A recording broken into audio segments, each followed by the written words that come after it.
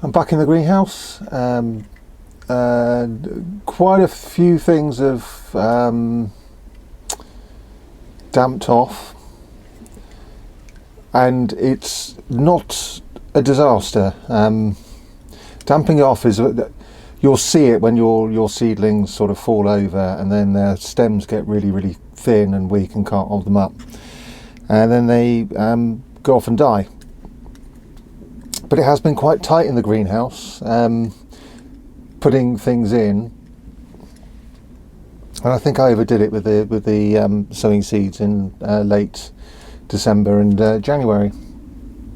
But some things are done all right. So we've got, it's not a disaster, but you know, because do I really want 30 cauliflowers in the back garden, you know, straight away? But anyway, this is my onions. These are Bedfordshire Champions.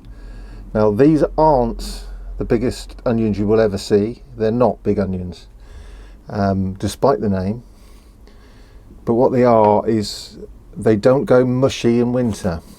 So when you've harvested, taken them indoors, next thing you know, you look round and you find that your onions have rotted, your giant onions are rotted. These ones will still be rock hard, like cricket balls. So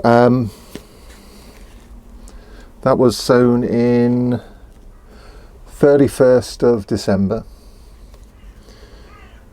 and it's a really good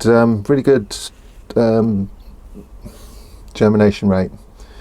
That's one packet of seed. So I will be pricking these out, but not yet.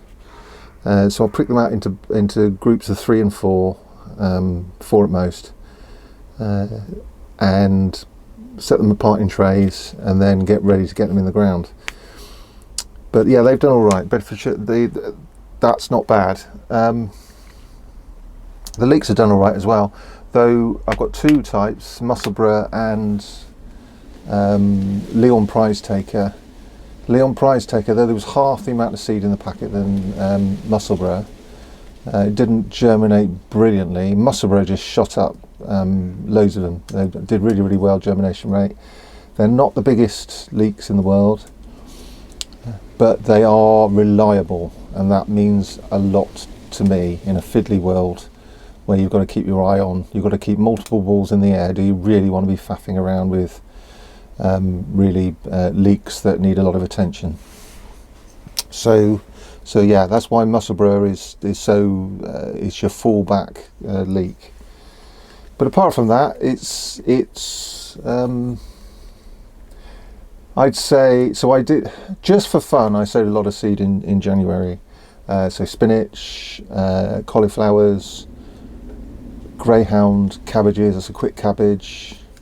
I take a lot of advice from Charles Dowding. I don't agree with him the no dig business. I think digging is a very useful method of solving problems. I think it's practical, pragmatic, and the rest. But I know he brands himself as a no dig guy, but everything else, he's like God. Everything else he does is just, you know, no. The no dig works incredibly well for him. And you know, I've got the utmost respect for him, but it's the other stuff, that everything else he does is just awesome. And I just basically follow his advice all the time. If he says to me he's got an aubergine that works really well, I will go and look for the seed for that aubergine. So yeah, so in some of his videos, I'll do a shout out to him.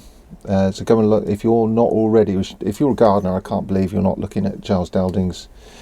You're not subscribed to Charles Dowding already, but if you aren't, you should go along and subscribe. He's absolutely fantastic, awesome gardener. But he does a load of how-to videos as well, and his broccoli and cabbage one is greyhound that he uses for the cabbage, and it does a really, you know, he shows you how quick it is. From start to finish, and yes, I've done that with greyhound as well, and I'm doing it again.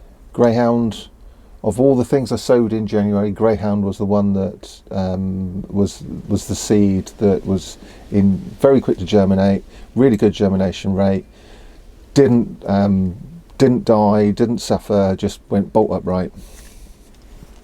and so it's going to be a garden full of greyhound in spring, but it's not a disaster, the rest of it. So I also did all the year round cauliflower. It's good, reliable cauliflower. I just pushed it this year, and I shouldn't have done, but I can sow some more in February.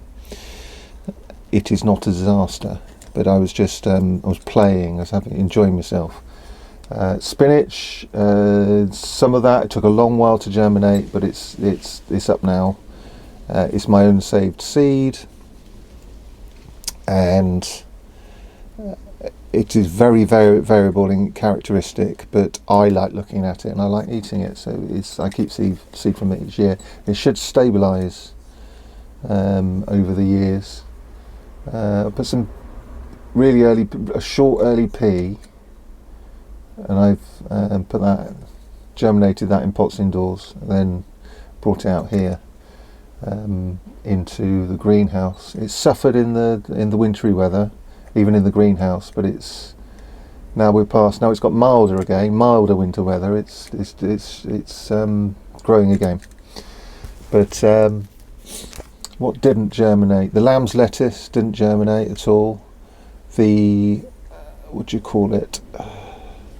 parsley, a couple of them germinated. Let's say 6 germinated, and then 3 of those damped off. I think something like that. I'll have a look at. I'll show you in a minute. But so yeah, that took a while to germinate, and then a load of them immediately died. But it's survival of the fittest in this greenhouse. You have to compete, and if you can't compete, you're gone. It is not socialism in this greenhouse, I can assure you. But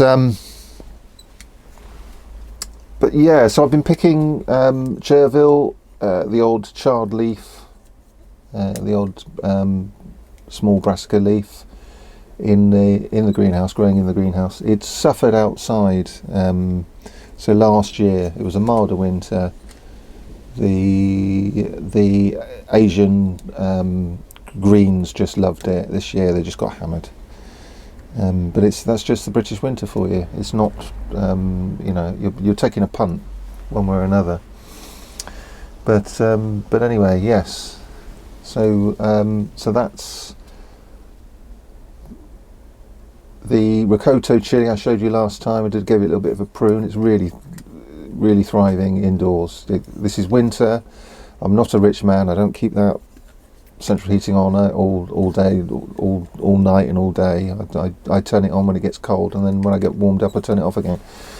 But that's doing, it's just a bit of shelter. I think it's the hardiest, it definitely is the hardiest of the chilies, and it's not too hot. It's a habanero heat.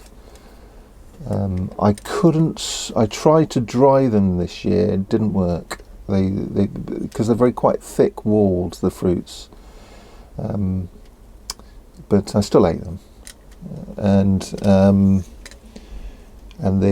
the plant's doing really. It's got fresh green growth on it indoors, and that will explode in the spring when it comes. Well, late spring when it comes outdoors next to a wall, it'll just explode into life and give me more chilies. So that's my gardening update.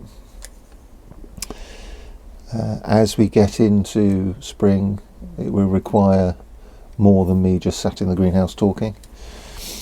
But did I say as we get further into spring? We're miles away from spring.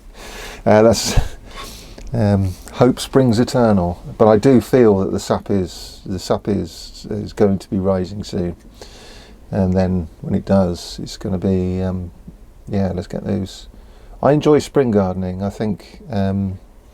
I get a bit worn out a lot of people, July and August, you watch them on YouTube, gardeners, and watch them struggle, both in morale and in, everything comes at once. But the spring, as the spring accelerates, it's a fun time. There's fewer problems. The cabbage white hasn't turned up yet, and it's all good fun. So anyway, yep. All right, I'll thanks for watching. That's a gardening update, and I'll see you on the next one. Ta-ra for now.